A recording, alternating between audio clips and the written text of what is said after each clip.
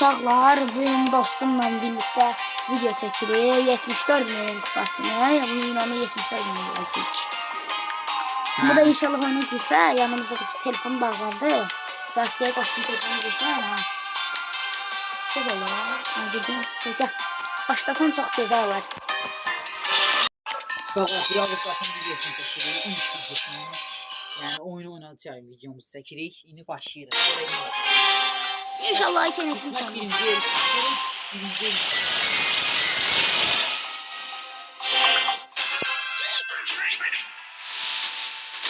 Telefon kalkması yapıyorlar.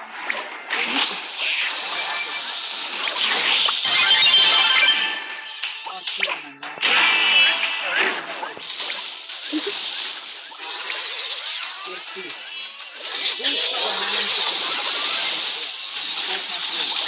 Muskularında için yükselensin.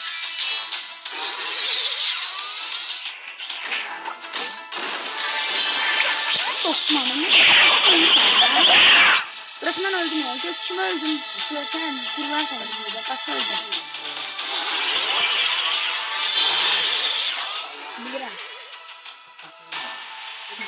Bu fikir atar. Bu adamı sınırlar ya, Allah hakkı.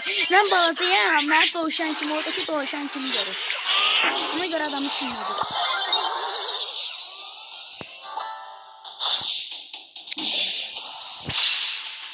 Nasıl yapıyorsun?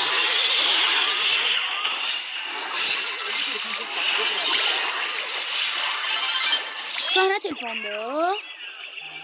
Ay. Öldüm ben. Şimdi ben de öleceğim.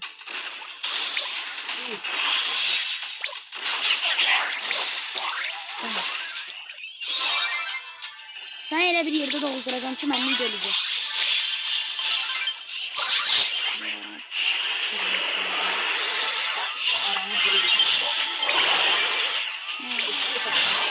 Yakın bırak.